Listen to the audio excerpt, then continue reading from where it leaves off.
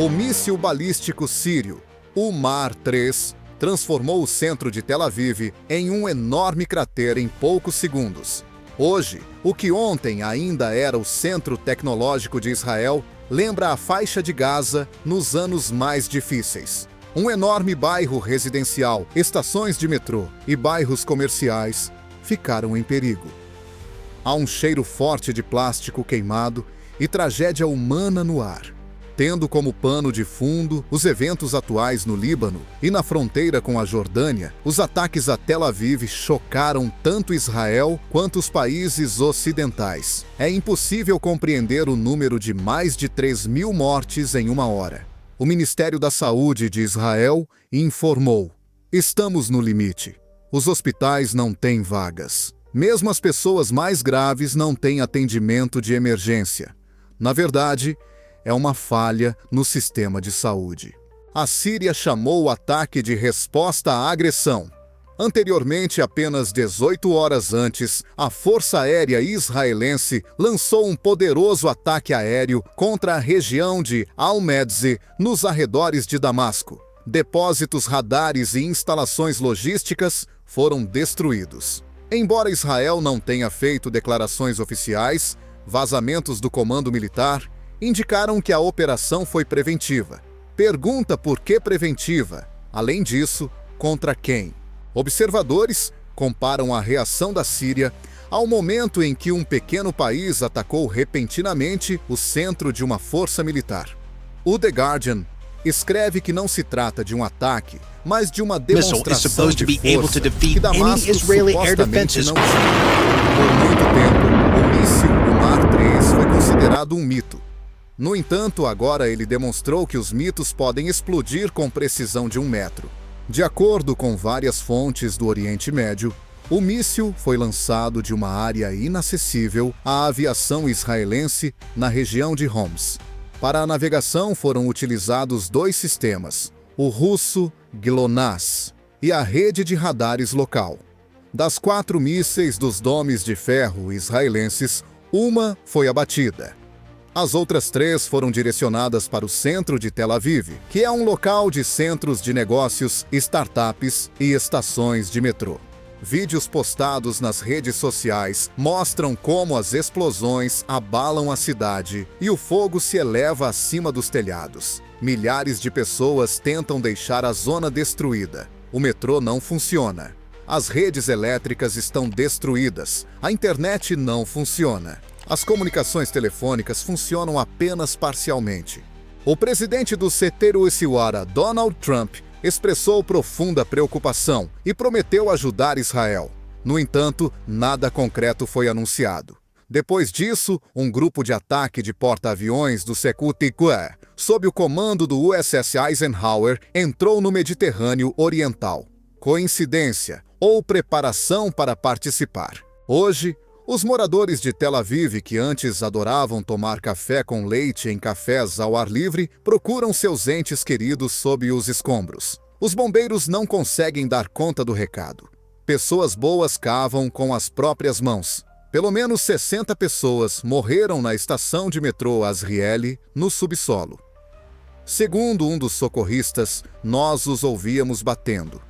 No entanto, era impossível chegar até lá. A tragédia que ocorreu em Tel Aviv não se resume apenas aos danos físicos, mas também aos psicológicos. Dezenas de escolas, hospitais e residências foram destruídos. Crianças perderam os pais. Pais perderam os filhos. Não há mais ruas na cidade onde as pessoas possam brincar, trabalhar ou simplesmente viver. A hashtag #IronDomeFails tornou-se líder no Twitter. Não menos devastador do que as consequências físicas foi o golpe ao prestígio do sistema de defesa israelense. Até mesmo os aliados mais leais se perguntaram quem está realmente preparado se Tel Aviv não está. A Organização das Nações Unidas fez uma declaração preocupada e a União Europeia pediu cautela. A Rússia exigiu que o Conselho de Segurança da ONU realizasse uma reunião imediata. A China foi ordenada a um cessar-fogo bilateral. Nenhuma das partes está pronta para encerrar isso. Além disso, Neste caos, surge a questão mais importante. Um único foguete pode afetar toda a região. Ou este é apenas o início de uma série de eventos que atingirão o Oriente Médio nos próximos dias? Operação Céu Negro. Israel assume os riscos. Israel iniciou uma operação em grande escala com o nome de Código Céu Negro, às 13h16 horário local, sem esperar pelas negociações diplomáticas e sem responder aos apelos internacionais para que agisse com moderação. As Forças de Defesa de Israel, IDF, atacaram mais de 70 alvos na Síria. Caças F-15 e F-35, equipados com bombas aéreas inteligentes destinadas à destruição precisa de alvos estratégicos, foram colocados em ação. A lista de alvos inclui quartéis generais do Exército, edifícios do Ministério do Interior da Síria, estações de radar, centros de comunicações e até mesmo vários bairros residenciais. Os militares israelenses afirmam que essas áreas serviam de esconderijo para o exército sírio e grupos pró-iranianos. No entanto, imagens de satélite e vídeos do local mostram uma imagem diferente: escolas queimadas, casas destruídas e corpos de crianças e mulheres sob os escombros. Esse mesmo ataque cirúrgico provocou um incêndio em grande escala que atingiu bairros inteiros de Damasco. Autoridades israelenses afirmam que os ataques foram direcionados apenas à infraestrutura relacionada ao lançamento de mísseis contra Tel Aviv. No entanto, a reação desproporcional está se tornando um conceito cada vez mais comum na comunidade global. Nos primeiros dias da operação, pelo menos 470 pessoas morreram, a maioria delas civis. As tentativas de evacuação só começaram pela manhã, pois o fogo continuou nas áreas de Al-Midan e Zainab durante toda a noite. O ataque a Damasco levou à paralisia total do sistema médico, à falta de água e a cortes de energia em 60% da cidade.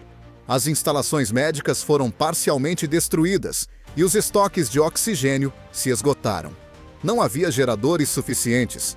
Em um hospital empoeirado, uma mulher ferida perguntou ao médico: "Vou sobreviver?" Ele apenas respondeu: "Espero que sim."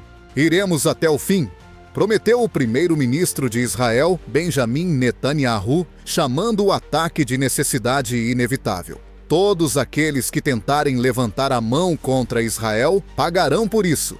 Enquanto isso, dentro do país crescem as críticas. Alguns analistas afirmam que Netanyahu está se beneficiando da escalada militar, já que sua posição política se deteriorou. A oposição o acusa de usar a guerra para desviar a atenção das investigações sobre corrupção e dos protestos em massa contra a reforma do sistema judicial. Na verdade, o governo enfrentou simpatia e desconfiança internacionais após o ataque a Tel Aviv. Vozes perguntaram: onde estava o Domo de Ferro? Por que não houve aviso? Por que as crianças não foram evacuadas enquanto dormiam? Não há respostas. Em vez disso, foguetes são usados. Apesar das perdas significativas, o exército sírio declarou-se pronto para uma resistência de longo prazo. O presidente Bashar al-Assad realizou uma reunião imediata com militares e líderes de grupos aliados, incluindo grupos pró-iranianos em Homs e Alepo.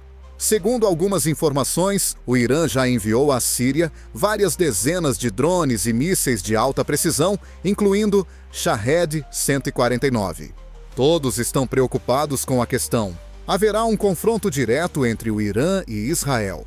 Enquanto isso, os moradores da Síria são novamente obrigados a se esconder nos porões. Os projéteis caem sem causar danos. Em entrevista, um dos moradores sobreviventes do bairro de Ja'araman afirmou: "Não nos avisam. Primeiro ouvimos um barulho e depois tudo explode. Os terroristas não são o alvo desta luta. Isto é um conflito."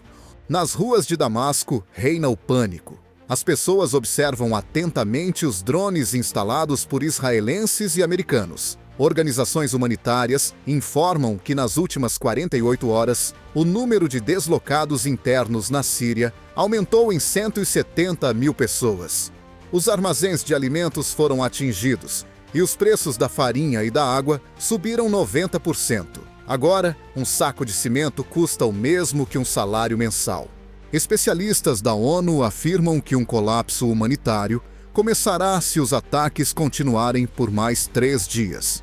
De acordo com fontes da Jane's Defense Weekly, Israel está preparando novos ataques a alvos no centro e no sul da Síria. E aqui surge uma questão importante: até que ponto a coalizão internacional está disposta a entrar no conflito? Quais são as linhas vermelhas que ainda não foram ultrapassadas? Além disso, quem dos grandes atores dará o primeiro passo para quebrar o frágil equilíbrio? Tudo indica que a Operação Céu Negro pode ser o início do que o Oriente Médio teme há 20 anos, uma guerra regional aberta e sem saída. Damasco sob fogo quando uma casa se torna alvo de combatentes. A cidade voltou a ser um inferno em uma noite depois de milênios de invasões romanas, cruzadas e otomanas. Mas desta vez, as chamas vieram do céu. Os bairros de Zainab al-Midan e algumas partes de Maza foram destruídos pela operação israelense Céu Negro contra Damasco. Hospitais e escolas foram destruídos. Parques infantis transformaram-se em crateras. O mais terrível é que, embora não tenha sido declarado publicamente, os cidadãos foram o alvo principal. De acordo com o Centro Sírio para a Monitorização dos Direitos Humanos, pelo menos 470 pessoas morreram em resultado do ataque aéreo noturno, incluindo mais de 200 mulheres e crianças. O teto desabou sobre Moussa Abdulhamid, de 8 anos, que dormia em seu quarto. Sua mãe, que sobreviveu por milagre, sentava-se sobre os escombros e repetia: "Eu acabei de abraçá-lo." O sistema de saúde de Damasco está praticamente destruído, pois já havia sido gravemente afetado pela guerra e pelas restrições. Mais da metade da cidade está sem eletricidade. Os geradores não funcionam mais. Os profissionais de saúde trabalham à luz de velas e lanternas. Como as salas de cirurgia não funcionam, as operações são realizadas no chão. Não há anestesia nem seringas. As farmácias estão vazias. As pessoas levantam as mãos para o céu, mas em vez de receberem ajuda, recebem explosões. Embora o Ministério da Defesa de Israel tenha afirmado que o objetivo da operação eram centros de coordenação de grupos terroristas, os moradores locais mostram escolas primárias destruídas, maternidades incendiadas e restos de clínicas médicas. Se esta é uma guerra contra o terrorismo, por que estamos perdendo crianças, em vez de combatentes? Pergunta um médico sobrevivente, contando como perdeu 3 colegas. A raiva só cresce. Sem protestar, as pessoas saem às ruas com paz para procurar os corpos de seus entes queridos. Muitos deles não conseguiram encontrar ninguém, apenas restos de roupas, peças de brinquedos infantis e cheiro de queimado. Até mesmo mesquitas antigas permaneceram intactas. A mesquita de Saída Zeinab, um dos locais sagrados mais antigos de Damasco, foi danificada por explosões ocorridas nas proximidades. Ao mesmo tempo, o governo sírio exorta seus cidadãos a manterem a calma e evitarem instalações militares. No entanto, a ironia é evidente: atualmente não há nenhum bairro em Damasco que possa ser considerado seguro. Instalações militares, perguntaram os usuários das redes sociais. Nossa casa era uma instalação militar. E a escola da minha filha. A devastação psicológica completa o quadro. Hoje, na rua onde as crianças brincavam futebol, há uma semana, há fogo. Mulheres choram em frente a prédios destruídos, enquanto idosos permanecem em silêncio, sentados entre os escombros. Muitos temem que isso seja apenas o começo. À luz de tudo isso, o governo de Israel continua com sua retórica de resposta severa. Representantes do Exército de Defesa de Israel, IDF, afirmaram que os ataques continuarão até que a ameaça seja totalmente neutralizada. Mas ninguém consegue explicar como é possível neutralizar o desejo real de vingança e sobrevivência entre os sírios. Não apenas organizações de direitos humanos, mas também importantes atores geopolíticos chamaram a atenção para a situação. O Irã anunciou sua disposição de apoiar Damasco por todos os meios possíveis. A Rússia propôs uma reunião de emergência do Conselho de Segurança da ONU e enviou uma coluna humanitária através de Latakia. Embora a China tenha se limitado a expressar preocupação generalizada, a inteligência chinesa informa que Pequim ativou suas redes diplomáticas na região. Ao mesmo tempo, as pessoas comuns fazem outra pergunta: será que ninguém pode parar a guerra? Quando toda a cidade está em chamas, não importa quem acendeu o fósforo, escreveu um usuário do Twitter de Damasco. O que importa é quem vai trazer água. A inteligência israelense afirma que entre os alvos destruídos estavam um depósito de armas e centros de comando. Fotos e vídeos tirados no local por jornalistas independentes e voluntários mostram que, em geral, se trata de infraestrutura civil. Como resultado, Israel começou a sofrer cada vez mais pressão internacional. França, Alemanha, Brasil e África do Sul pediram um cessar-fogo imediato. As discussões começaram até mesmo nos Estados Unidos. Vários senadores expressaram preocupação com a escala da operação israelense. No entanto, o direito absoluto de Israel à autodefesa continua sendo apoiado pela Casa Branca, liderada pelo presidente Trump. Todas as noites em Damasco, ouvem-se os mesmos sons: explosões, gritos, estrondos no céu. E silêncio enquanto os líderes mundiais discutem sobre palavras. Além disso, neste pesadelo, surge outra questão: quanto tempo mais podemos assistir à destruição de cidades sem perder a humanidade? A reação do mundo: silêncio, condenação e 2 pesos e 2 medidas. O mundo mergulhou na retórica habitual enquanto as cinzas em Damasco esfriavam. E Tel Aviv continuava a contar as vítimas. A Organização das Nações Unidas convocou urgentemente uma reunião do Conselho de Segurança.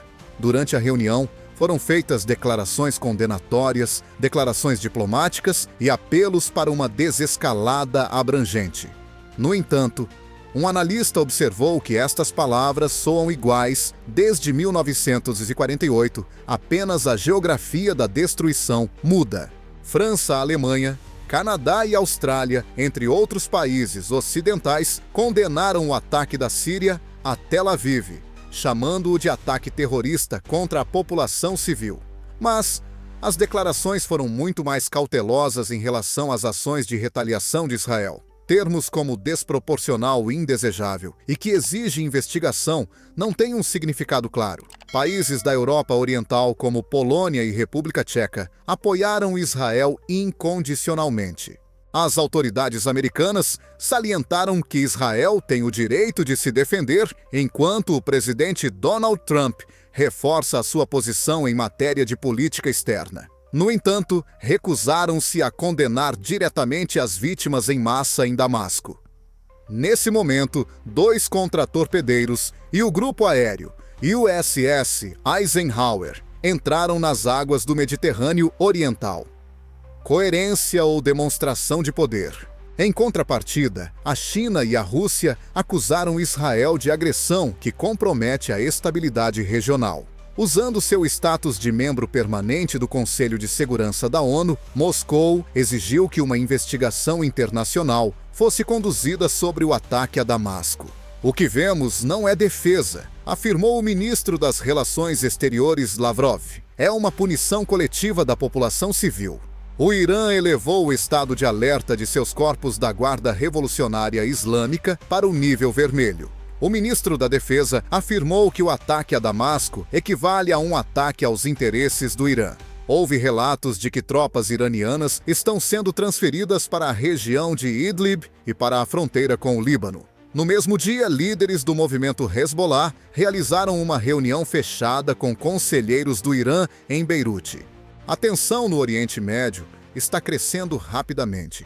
O presidente Erdogan condenou as ações de Israel, chamando-as de terrorismo de Estado. No entanto, especialistas observam que é improvável que Ankara participe da guerra. A Arábia Saudita e os Emirados Árabes Unidos pediram prudência, o que em linguagem diplomática significa "vamos ver quem ganha". No Líbano, Jordânia e até mesmo no Egito, ocorreram manifestações de solidariedade aos cidadãos da Síria, mas elas ainda não se transformaram em uma posição política oficial. Recentemente, os Emirados Árabes Unidos reforçaram suas relações comerciais com Israel, mas sua posição continua especialmente cautelosa. Os analistas políticos alertaram: qualquer movimento errado pode causar um efeito dominó em toda a região. Em Israel estão ocorrendo eventos incomuns. A insatisfação com as ações do governo cresce apesar do medo de um novo ataque. As pessoas nas redes sociais exigem relatórios sobre as falhas do sistema Cúpula de Ferro. Alguns meios de comunicação, como o Haaretz, questionam: se a ameaça da Síria era conhecida de antemão, por que não foi feita uma evacuação? Ainda não há respostas. Neste momento, organizações internacionais de direitos humanos, como a Human Rights Watch e a Anistia Internacional, chamaram a atenção para a proporcionalidade dos ataques de retaliação de Israel. Seus relatórios analisam possíveis violações do direito internacional humanitário. É especialmente preocupante o uso de ataques aéreos em áreas densamente povoadas, onde não há alvos militares evidentes. Neste momento, um complexo jogo diplomático está sendo travado nas capitais ocidentais. O Reino Unido reforçou seu contingente de inteligência em Chipre e enviou um navio de abastecimento à região. A França criou uma força-tarefa especial no Líbano. A Alemanha começou a evacuar alguns de seus cidadãos da Jordânia. Tudo isso indica indiretamente que se prepara uma nova escalada. No entanto, a questão principal permanece sem resposta: quem vai desempenhar a função de pacificador? A UE, a ONU? Como a Rússia? Ou talvez nenhuma das partes queira a paz, porque nesta guerra todas as partes ganham. Este dilema põe em causa a própria essência da ordem internacional, uma vez que nem mesmo cidades destruídas conseguem despertar um sentimento de responsabilidade na elite. Qual é a situação das pessoas que todos os dias perdem suas casas, seus entes queridos e seu futuro? Onde está a linha divisória entre a escalada consciente e o direito à defesa? Quantas cidades ainda precisam ser destruídas antes que a ONU realmente comece a expressar preocupação e exigir o fim do massacre? Israel em confusão, irritação, manifestações e crescente confusão política interna. No centro de Israel, crescem a desconfiança e a tensão interna, enquanto os aviões da TAI continuam a patrulhar o céu e os reservistas são mobilizados na fronteira sul. No centro da crise, Benjamin Netanyahu tenta manter um controle rígido, mas suas promessas de defesa firme parecem cada vez menos convincentes. Dezenas de milhares de israelenses foram evacuados para o sul após o ataque a Tel Aviv. As escolas estão fechadas, não há leitos suficientes nos hospitais, há escassez de alimentos nos bairros judeus de Haifa, Beersheba e Ashdod. A economia começa a desmoronar. Neste momento, cada vez mais pessoas se perguntam uma questão simples, mas dolorosa: o país está preparado para uma guerra real? O jornal Maariv realizou uma pesquisa na qual 57% das pessoas consideram que o governo não conseguiu proteger a capital. Além disso, 42% dos participantes da pesquisa apoiam o fim imediato das hostilidades e a transição para negociações com a ajuda de terceiros. Isso difere muito da retórica oficial, que usa apenas os termos força e retaliação. Parentes das vítimas saíram às ruas de Tel Aviv exigindo a renúncia do ministro da Defesa e a revisão da estratégia militar. Nos cartazes havia frases como "não fomos avisados" e "não são nossos filhos que respondem pelos seus erros". Em Jerusalém, manifestantes se reuniram sob as janelas do Knesset para questionar as razões do fracasso do sistema de alerta precoce e por que o moderno Domo de Ferro não conseguiu impedir o ataque principal. As declarações feitas por ex-militares são particularmente contundentes. Estávamos tão envolvidos na expansão externa que esquecemos que nossas casas têm paredes de vidro, afirmou o general aposentado Gabi Ashkenazi, ao vivo no Canal 12. Ele afirmou que Israel está entrando em guerra sem ter logística, reservas e compreensão estratégica suficientes sobre como isso pode afetar. Paralelamente, cresce a divisão dentro do governo. A guerra exige controle total sobre a Judéia e Samaria, afirmou o ministro das Finanças Bezalel Smotrich. Em resposta, o ministro do Interior caracterizou essa posição como inadequada e provocativa em um momento de crise nacional. Essa divisão se espalha pela mídia e pelas redes sociais, onde não há nenhuma mensagem política, exceto medo e confusão. As consequências econômicas já são visíveis. O shekel caiu 6% em relação ao dólar americano. A Bolsa de Valores de Tel Aviv teve seu pior dia em 5 anos. O turismo não cresce. Os hotéis foram transformados em centros de evacuação. As pequenas empresas não exigem compensações. Não temos clientes, nem gás, nem esperança, afirmou o proprietário de um café em Herzliya. Vozes sensatas se fazem ouvir neste contexto, embora sejam raras. Alguns acadêmicos e ex-diplomatas pedem a desaceleração e negociações imediatas, possivelmente com a ajuda do Egito ou do Catar.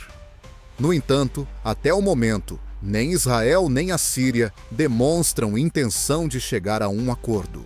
Enquanto isso, o setor árabe de Israel está sob forte pressão.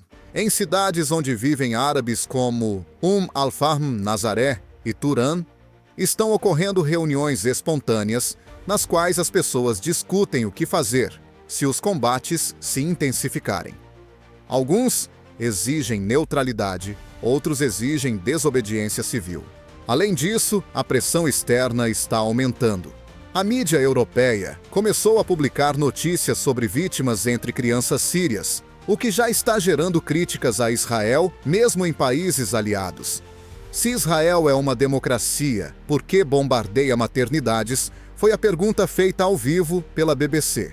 Além disso, está se formando uma grave crise de confiança, porque os cidadãos internos não se sentem mais protegidos. Os cidadãos enfrentaram pessoalmente o horror da guerra, contrariando as promessas de um escudo inabalável. Além disso, quem pode protegê-los se o Estado não pode? Como resultado, mais um mito sobre a inocência do comando israelense está sendo destruído. As circunstâncias atuais mostram que mesmo o exército mais poderoso da região não é capaz de evitar uma catástrofe se for liderado por políticos preocupados com índices de popularidade e não com estratégias. Os combates correm o risco de provocar instabilidade tanto a nível internacional como interno em Israel se a polarização no país continuar. A questão fundamental é se Israel é capaz de manter sua integridade interna e, ao mesmo tempo, travar uma guerra externa. Ou o país está à beira de uma nova divisão política que pode ser tão destrutiva quanto os tiros em Tel Aviv. Região extrema. O Oriente Médio está pronto para uma nova catástrofe. Quando um país ataca a capital de outro e este responde com foguetes no centro da sua cidade, isso indica que já não se trata de uma escalada local. O Médio Oriente voltou a ser o centro das atenções do conflito mundial, onde cada passo pode levar a uma guerra enorme, não só entre Israel e a Síria. Sinais de alarme vêm de diferentes lugares. No norte está o Líbano, onde o Hezbollah se prepara para combates. Seu representante afirmou que qualquer destruição adicional de Damasco será considerada um ataque a toda a eixo xiita. No sul do Iraque, há movimentos de grupos pró-iranianos como o Kataib Hezbollah, que já participaram de combates na Síria. No oeste, a Jordânia reforça o patrulhamento militar nas áreas fronteiriças devido ao fluxo de refugiados e a possíveis ataques. Apesar das relações diplomáticas com Israel, a Arábia Saudita e os Emirados Árabes Unidos suspenderam as negociações sobre projetos energéticos conjuntos. Isso indica que as autoridades pragmáticas da região compreendem que a situação está saindo do controle. Apesar das declarações de Erdogan, a Turquia limitou-se, por enquanto, a ações diplomáticas. No entanto, suas forças aéreas começaram a realizar voos de reconhecimento sobre o norte da Síria.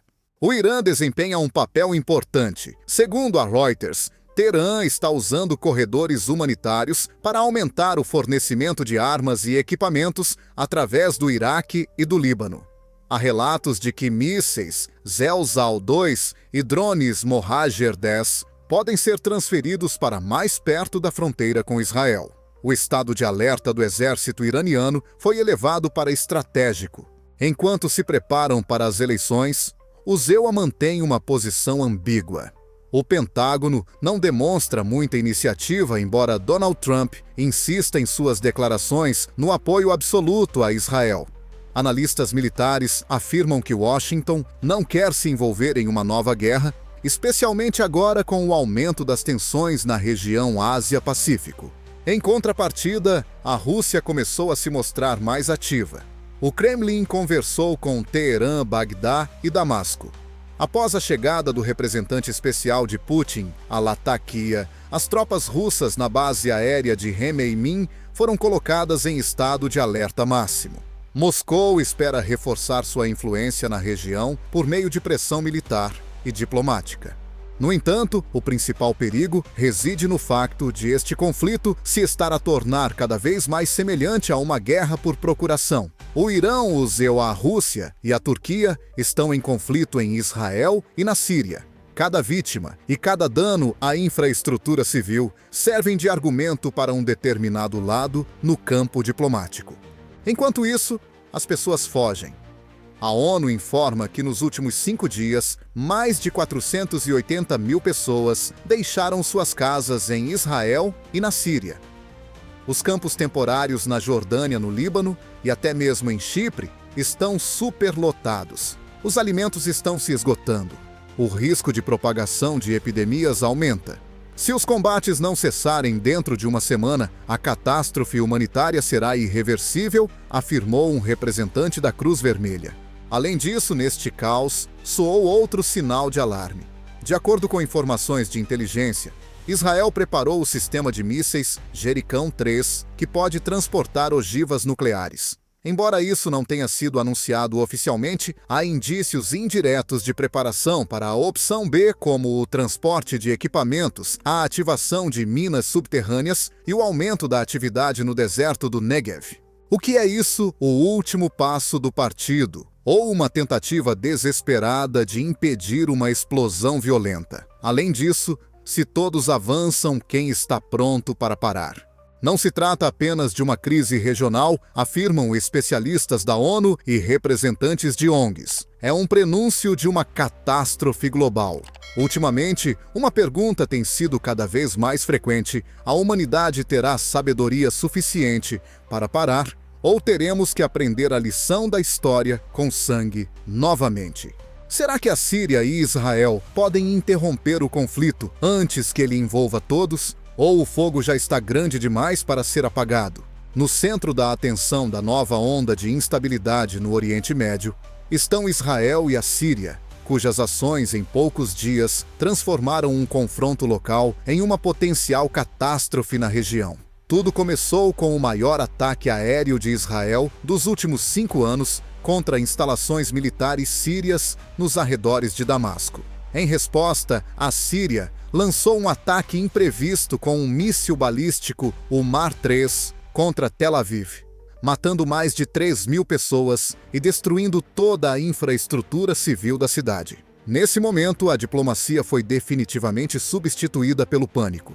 Imediatamente depois disso, Israel iniciou uma operação em grande escala chamada Céu Negro, que resultou na destruição de dezenas de instalações em Damasco, não só militares, mas também centenas de civis, incluindo mulheres e crianças, foram mortos. A situação é agravada por uma crise humanitária que resultou na destruição de hospitais, falta de eletricidade e pessoas obrigadas a sobreviver em porões. Dentro de Israel, surge uma crise de confiança devido ao conflito externo. Quem será responsável pela morte de civis? E por que os sistemas de alerta precoce não funcionaram? A divisão no governo cresce. O exército está mobilizado e a economia está à beira da falência. Como sempre, a comunidade internacional reage com condenação e declarações de profunda preocupação. No entanto, não há nenhuma ação voltada para o fim dos combates. Enquanto isso, Irã, Rússia, UAE e Turquia iniciam ações que podem levar a uma guerra proxy em grande escala. Isso não diz respeito apenas à vida de duas pessoas, mas à segurança de toda a região. Mais uma vez, o Oriente Médio está à beira de uma catástrofe, e a questão que se coloca com mais urgência do que nunca é se será possível deter esse crescimento, ou se tudo caminha para uma nova grande guerra, onde a destruição se tornará a norma e a paz permanecerá uma ideia morta.